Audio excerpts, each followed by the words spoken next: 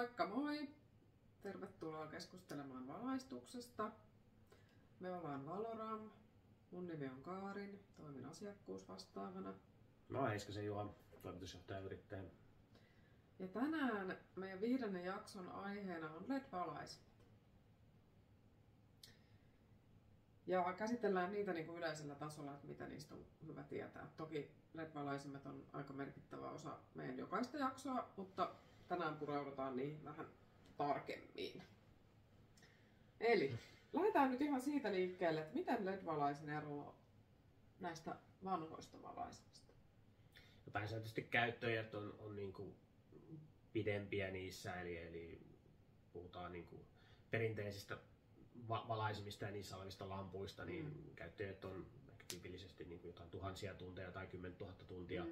Niin sitten kun on niin kuin laadukas LED-valaisin, niin se voi kestää vaikka 50-100 000 tuntia, eli 10-20 vuotta. Niin harvat lamput palaa noin kauaa. No joo. Siitä tulee ensimmäinen juttu. Sitten tietysti tämä tekniikka on vähän erilaista, eli se mahdollistaa tämän niin kuin valon erilaisen suuntauksen, että kun nämä perinteiset valaisimet on vähän niin kuin tämmöisiä ympärisäteileviä, että kun se on se lamppu siellä, niin sitten se lähtee vähän niin kuin se valo joka suuntaan sieltä valaisimesta. Niin LED-valaisimissa on niin kuin erilaisia mahdollisuuksia saada sitä vaikka niin kuin suoraan alaspäin tai eteenpäin tai pitkittäin. Jos kun pylvääseen laittaa valaisimen, niin se voidaan suunnata vaikka sitten kulkuväylän mukaisesti se pitkittäin se valo. Niin tämä on esimerkiksi sitten toinen juttu, mikä on semmoinen niin merkityksellinen sinne niin kuin asiakkaan näkökulmasta. Joo. Mitäs toi energiankulutus? No niin, energiankulutus tietysti se on oleellinen juttu, että ne kuluttaa sitten 50-90% vähemmän energiaa. Että se, esimerkiksi jos energiansäästö on 90%, niin se tarkoittaa vaikka sitä, että siinä on niinku tunnistustekniikkaa, että se syttyy vaikka silloin, kun liikettä havaitaan, niin silloin päästään niinku huomattavasti parempiin energiatehokkuuksiin, niin sieltä voi sitten syntyä niinku jopa tuommoisia säästöjä, mutta lähdetään kuitenkin siitä, että niinku vähintään puolet ja siitä ylöspäin. Niin. Joo, tämä oli kans just ajattelin, että tuleeko se ero niinku siitä, että sitä verrataan johonkin erilaiseen lamppuun vai mistä, mutta toi oli hyvä tarkennus, että se syntyy sitten se korkeampi säästö siitä, että se on vähän vähemmän päällä. Siinä on niin mahdollista saada sitä ekstra säästöä sieltä. Ja tietysti aina riippuu vähän tarpeesta, että kun niitä valaisimia on niin eri tehosia, niin sit kun se kuitenkin se suunnittelu lähtee niin siitä liikkeelle, että mietitään, että miten saadaan mahdollisimman hyvät valaistusolosuhteet, niin joskus tarvitaan vähän tehokkaampia valaisimia, joissa on sitten vähän enemmän niitä watteja, jolloin se ero on siinä niin vähän pienempi niin mut joo. No mitäs nyt sitten, nämä on tällaisia asioita, jotka puhuttaa häikäisyä ja valon sävyä ja tällaiset, niin mitäs ne LED-valaisimissa? No joo, tämä häikäisy on semmoinen asia, mikä ehkä eniten herättää niinku kysymyksiä tästä LED-valaisimissa ja se johtuu siitä, että kun siellä on se niin LED-valoelementti, niin se on tietyllä tapaa niin pakkautunut vähän pienempään tilaa ja sieltä tulee niin suhteessa enemmän valoa kuin jostain niin lampusta, joka voi olla niin aika kookaskin, niin se lähtee niin tavallaan laajemmalta alalta se valo siitä lampusta ulos. Niin sit, kun se lähtee niin pienemmältä alalta sieltä LED-valaisimesta, niin sitten kun ne on tietysti uusia ja puhtaita ja kirkkaita ja se valon määrä lisääntyy, niin se voi välillä sitten luoda tämmöisen niin kuin, tunteen siitä, että se häikäisee, ja se miksi mä käytän tässä tunnetta sanaa, niin se nimenomaan on tunnetta, koska ihmiset kokee sen valon hyvin eri tavalla. Toisia joku voi häikäistä ja toisia ei yhtään, mutta se on hyvin niin kuin henkilökohtainen asia. No sitten tämä valon väri, niin tietysti yksi kysymys on, että onko se valo sinistä. No, tietysti sinisiäkin valoja varmaan on, mutta kyllä se pääsääntöisesti on niin semmoista. Se on joko semmoista lämpimän sävystä, ei semmoista niinku keltaista, vaan niinku lämpimän sävystä tai sitten niinku valkoista valoa. Ne on ne niinku tyypillisimmät valonvärit, mitä käytetään. Ja näiden erohan on siinä, että se valkoinen puhdas valo, niin se niinku tuntuu silmään valosammalta kuin se lämpimämpi sävy, vaikka valo olisi vaikka mittarilla mitattuna saman verran. Ja sitten taas se lämpimä sävy koetaan vähän kodikkaammaksi, että jos haluaa niinku painottaa sitä tunnelmaa vaikka niinku piha-alueella, niin silloin se lämmin sävy on niinku, yleensä siinä suositumpia, kannattaa sitä sitten käyttää. Mutta ne on makuasioita, se ei ihan hirveästi sit lopulta niinku on niin kuin merkityksellinen, että se mitä sitten niin kuin ihmiset siellä haluaa, niin sitä voidaan niin kuin laittaa. Mutta se valaistus tulee kyllä niin kuin kuntoon kummallakin värisävyllä. Joo. Oliko mitkäs niiden värisävyjen semmoiset niin kuin viralliset nimet oli, jos joku haluaa tästä sellaisen nippelitiedon mukaan? Joo, se on niin kuin 3000 kelviniä on se yleensä se niin kuin lämmin sävy ja plus miinus muutama 100 kelviniä, niin sitten se menee niin kuin siihen samaan. Joo. Ja 4000 kelviniä ja siitä ylöspäin on sitten sitä valkoista valoa, niin käytännössä näin. Joo. Okay. No millainen on hyvä LED-valaisin? No tietysti semmoinen, että se vähän hassu vastaus, mutta niin kuin tarpeen mukainen, että se tekee sen asian, mitä sen pitää niin kuin tehdä, eli kohdistaa se valo sinne, missä sitä tarvitaan, että se ei häikäise. Mielellään, jos se on ulkovalaisin, niin siinä on metallirunko, että se ei niin kuin haperru siellä ulkona auringonpaisteessa. Kun meillä Suomessa on välillä kovat pakkaset ja välillä tosi kuuma ja aurinko paistaa, niin se pitää niin kuin kestää nämä. Esimerkiksi tämmöiset asiat on niin kuin tosi tärkeitä. Käyttöikä, tyylikkyys on tietysti asia, että on se nyt kivempi, että ne valaisimet näyttää hyvältä kuin että ne ei näytä hyvältä. Toki niin kuin, ja ei sitä välttämättä tarvitse maksaa niin kuin ekstraa, niin miksei sitä ottaa sitten nätimpiä tuotteita sinne taloyhtiön pihalle. No mitäs sitten semmoinen ero, että onko siinä valaisimessa niin kuin vaihdettava lamppu? Ihan tämmöinen niin kuin, tavallaan vanhanaikainen 2-kantainen LED-lamppu. Tai että onko se sitten niin kuin kiinteä. Niin mikäs niin kuin tässä on sitten ero, että kumpi on parempi? No joo, tämä onkin hyvä kysymys. Kyllä niin kuin nykyaikaiset LED-valaisimet pääsääntöisesti on näitä niin kuin kiinteitä, että siellä on se valoa tuottava elementti ja sitten siellä on tämä niin sanottu muuntaja, joka sitten muuntaa sen sähkön sille LED-elementille niin kuin sopivaksi. Niin tämä on se tyypillisin malli ja sen hyvä puoli on se, että se mahdollistaa niin kuin erilaisen muotoilun sille valaisimelle ja tavallaan sen valon suuntauksen sieltä, että saadaan niin kuin tehokkaammin niin kuin erilaisilla vaikka linsseillä suunnattua sitten sinne, minne sitä niin kuin halutaan. Vaikka nyt se on se pitkä kävelykatu ja siellä on sitten tämmöinen pylväsvalaisin, niin se suuntaa sen, niin kuin sen kadun myötäisesti sen valaisimen, niin tämä niin kuin kiinteä LED-elementti ja ne erilaiset niin kuin optiikat ne mahdollistaa niin kuin sen, mutta sitten jos siellä on ihan vaan niin kuin lampu, niin silloin se periaatteessa säteilee niin kuin sen valaisimen ympärille ja on tosi vaikea niin kuin suunnata. Mutta vaihdettavissa lampuissa on tietysti se hyvä puoli, että se valaisin on hirveän yksinkertainen. Että siellä voi olla, että siellä on niin kuin tämmöinen pyöritettävä E27-lamppu, eli mitä ihmisiltäkin kotoa löytyy. Niin jos se lamppu hajoaa, niin sitten vaikka kirjoitat sinne uuden lampun, niin sehän on niin kuin tosi pitkäikäinen ja helppo korjata, huoltomieskin se voi vaihtaa tai käytännössä kuka vaan voi sen lampun sinne vaihtaa. Mutta sitten jos tämmöisen niin kiinteän LED-elementin valaisin hajoaa, niin se tarvii niin sähkömiehen ja ei sitä välttämättä pysty korjaamaankaan, jos ei tiedä mitä tekee. Pahimmassa tapauksessa vaihdetaan se koko uusi rikkinäinen valaisin uuteen. Tämä on varmaan se niin kuin kaksi merkittävintä eroa, että valon suuntaus ja sitten se niin kuin huollettavuus. Joo. Eli melkein voisiko tästä vetää sellaisen johtopäätöksen, että jos ostaa sellaisen LED-valaisimen, jossa on tämä kiinteä valonlähde, niin erityistä huomioon pitäisi kiinnittää sen käyttöikään.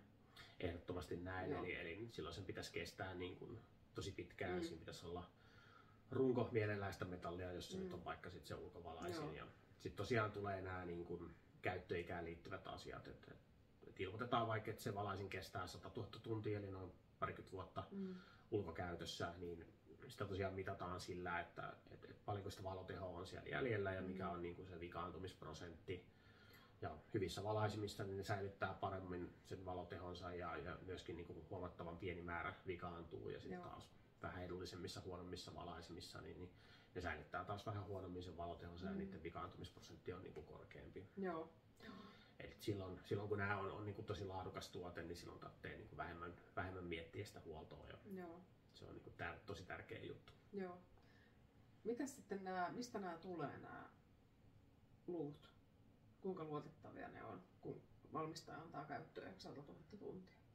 No kyllä aika luotettavia on, että toki niin kuin täytyy tietää se oma tuotteiden alkuperä ja tehdas, mutta silloin kun ne tulee niin kuin järkevistä niin kuin vastuullisista paikoista, niin silloin ne pitää kyllä niin kuin paikkansa, mutta komponenttivalmistajat ne käytännössä niin kuin ilmoittaa ja niitä nyt ei niin kuin ihan älyttömiä määriä sillä niin kuin maailmassa ole, toimii käsittääkseni jonkinlaisten standardien mukaisesti Niin, siellä, kyllä. niin siihen niin kuin sillain voi luottaa kyllä. Joo. Yes. No onko LED-valaisimissa sitten jotain huonoja puolia verrattuna näihin vanhoihin valaisimiin, hehku, halogeeni, monimetalli, mitä näitä nyt on?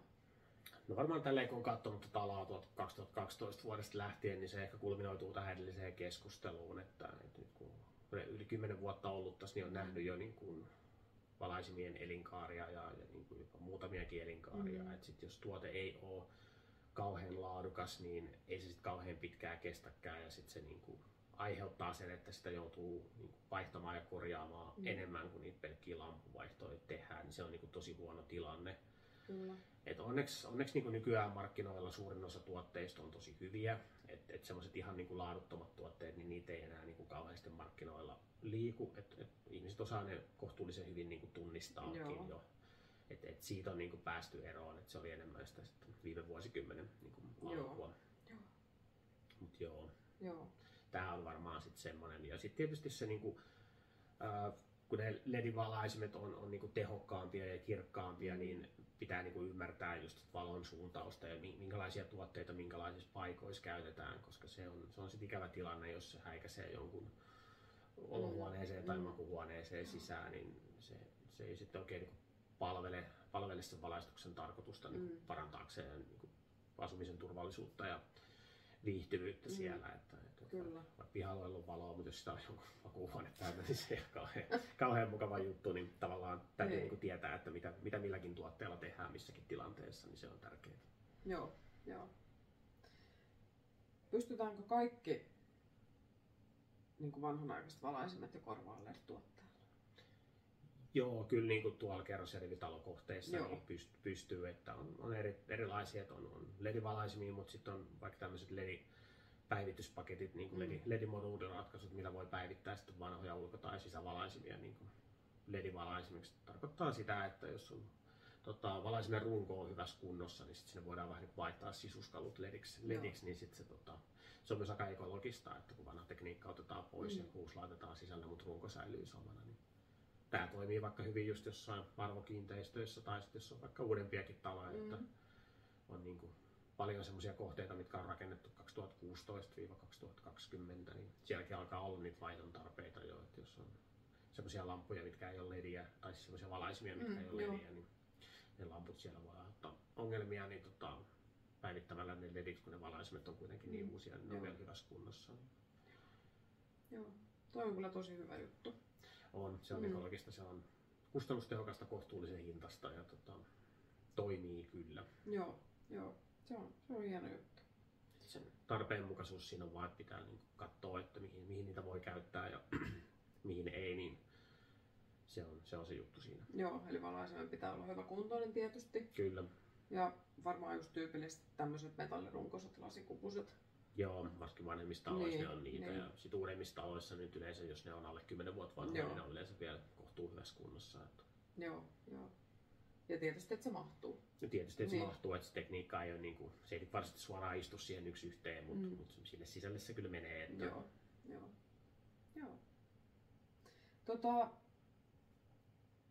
Onko LED-valaisimista takuu? No onhan niissä, pitäisi ainakin olla, että niin kuin, jos takuuksi sanotaan 2 vuotta, niin se on mielestäni ihan liian lyhyt aikaa, että silloin se ei ole kyllä kauhean hyvä se tuote. Okay. Kyllä se niin kuin, tosi hyvissä tai kunnollisissa tuotteissa, parhaissa tuotteissa on se 5 vuoden takuu ja sitten myöskin se niin kuin, toimittaja maksaa sen vaihtotyön, jos se rikkoutuu siinä aikana, niin se on niin kuin hyvä takuu, että siitä niin kuin lähdetään. Joo, se kuulostaa pitkältä. Se kuulostaa pitkältä, mutta jos väittää, että se valaisin kestää 20 vuotta, niin kyllä se 5 vuoden takuu voi niin antaa ja vaihtotyön päälle, että näin se pitäisi niin kuin mennä. Ja jos tästä puhutaan niin valaisimien vikaantumista, niin se on aina niin kuin tilastollinen asia, että joskus ne vikaantuu ja joskus ei vikaannu. Mutta tietyllä tapaa, että sit kun ne on niin kuin laadukkaita, niin se vikaantumisherkkyys on tosi matala. Niin silloin niin kuin just voi antaa helpostikin sen niin kuin vaihtotakuun siihen, koska ne harvoin kuitenkin vikaantuu, mutta se on sit niin kuin, se ei pitäisi olla koskaan sen niin kuin asiakkaan vastuulla, vaan sen toimittajan vastuulla, että luottaa ja tietää mitä tekee, niin se esimerkiksi näkyy tuossa niin kuin takuussa tosi selkeästi. Joo, kyllä.